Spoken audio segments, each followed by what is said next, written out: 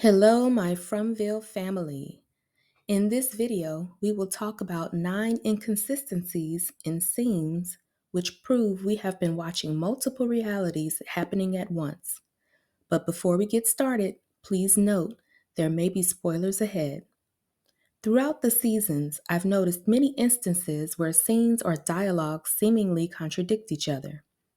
I couldn't tell if these were due to a lack of attention to detail in editing, or if they were simply filmed at different times, or if they were placed there on purpose. Many years ago, I worked as a background extra on a few TV sets, so I had a unique opportunity to see how scenes are set up in between takes and how mistakes could be made in trying to make scenes match. Some examples I've seen with the show are when an item is in a shot and immediately returning to that same scene, the item is gone. Another discrepancy could be how someone's hair falls in one scene, then as the scene jumps to the next shot, the hair is different, but then it jumps back to the scene again and the hair is back to the original way it was. In filming, mistakes and discrepancies happen, but in a show like From, where every detail counts, it's easy to interpret every flaw as deliberate, when that may not be the case. Take, for instance, when the Matthews are first seen driving on the roads, they are clearly on the right side for the direction that they are traveling. However, in this scene, the RV is on the left side of the road. I think this happened because the trees are in the way of the shot, but I could be wrong. So, I have found the following 9 instances or inconsistencies where these out of place details were too radical to mistake for editing errors. Number 1, Jade and Toby's friendship. Let's take a quick listen. Okay, look, first of all, I wasn't driving. Second, my best friend, who I've known since 4th grade, is dead. All right, he's not walking around with a little boo-boo on his leg, so how about we just call that one even, okay? I grew up in France with my grandma.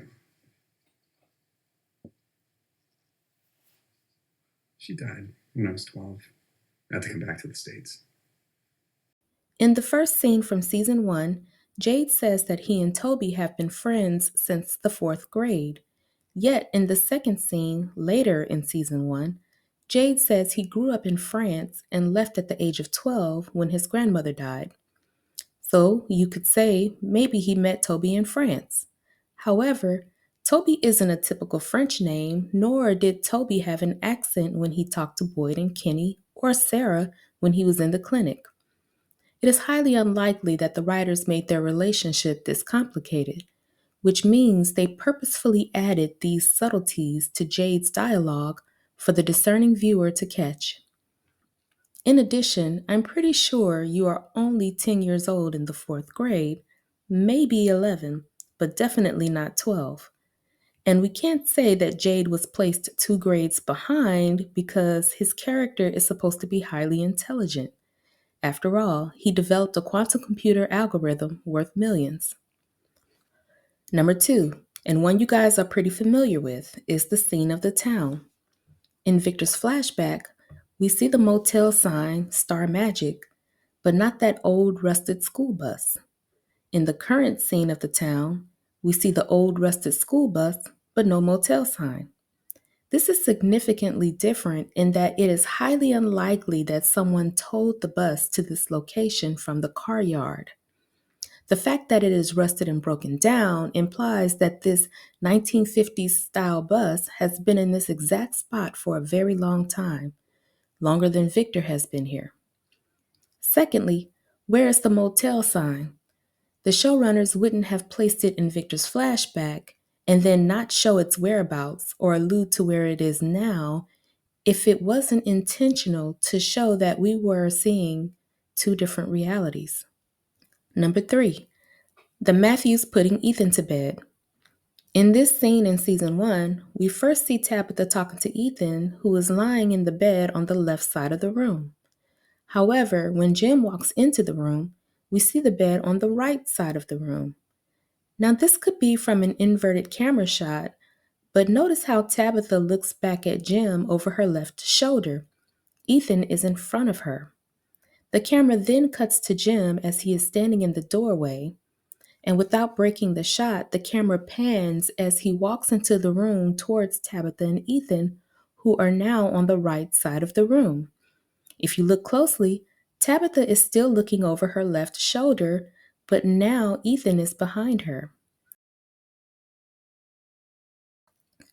Number 4, the root cellar inner door. In these scenes from season 3, we see Elgin coming to check out the cellar after he received the photo from the kimono lady. When he approaches the inner door, we see that there is a crossbeam of wood with a handle on the door.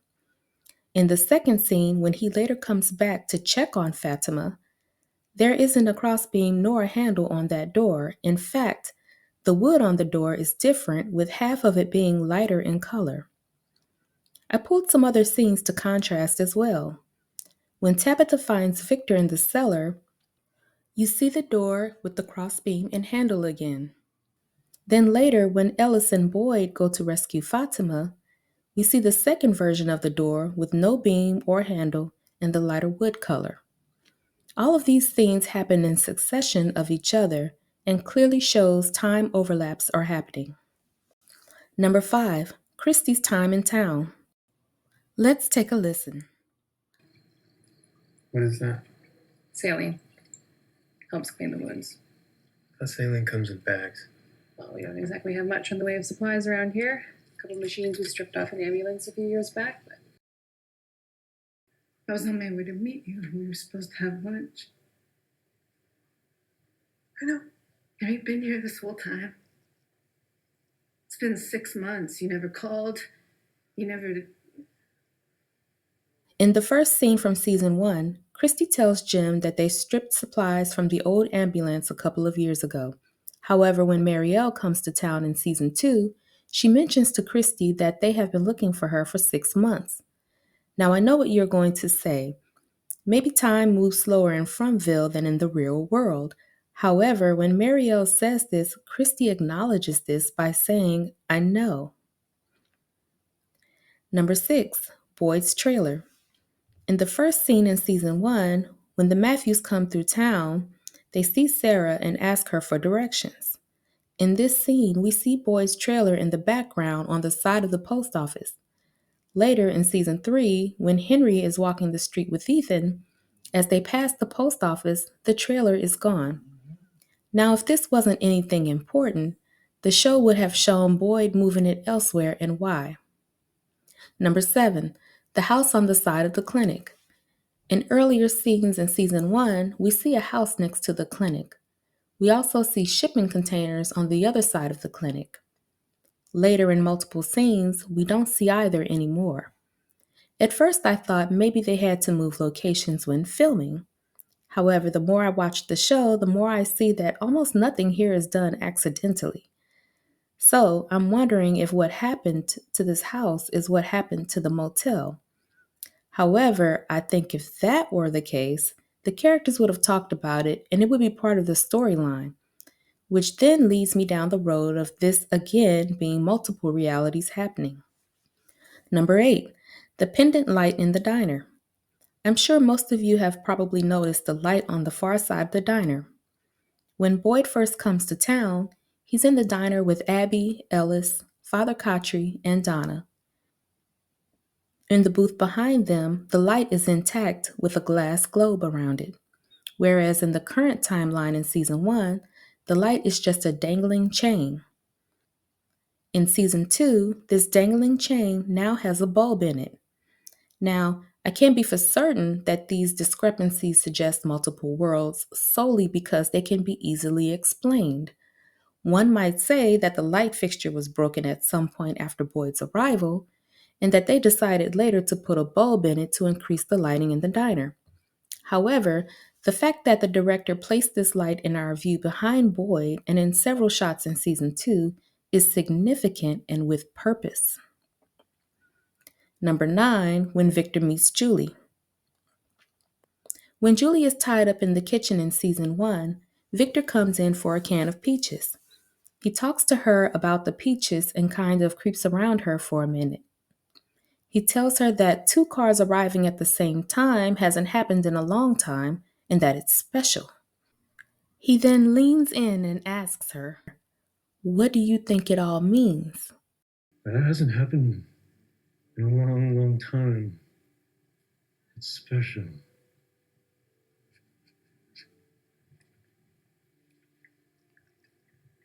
What do you think it means? Please don't. One thing we've learned about Victor is he doesn't engage with just anyone. He is very selective with who he talks to, which makes this interaction out of character. It's an odd question to ask a stranger you are just meeting, unless he isn't just meeting her. Remember, we know that Julie can storywalk, and this scene suggests Victor has met her before and he isn't quite sure which version of Julie is sitting here. This is why he sort of smirks as he walks away. Another thing to mention about Victor and Julie is when he draws the picture of her when she is sleeping, he tells her she can keep it if she wants. But later we see that drawing in the lunchbox when he takes Tabitha to the faraway tree. Julie didn't keep it, so he kept it, which is strange because when Ethan tries to give him a drawing of himself later on, Victor refuses to take it and says that drawings are for things that are gone. But Ethan tells him if he doesn't take it, he would not accept Victor's coat. Have you guys found any other instances of multiple realities, time slips, or overlapping worlds? Let me know in the comments and be sure to like this video and subscribe to my channel as more theories, Easter eggs, and revelations are on the way.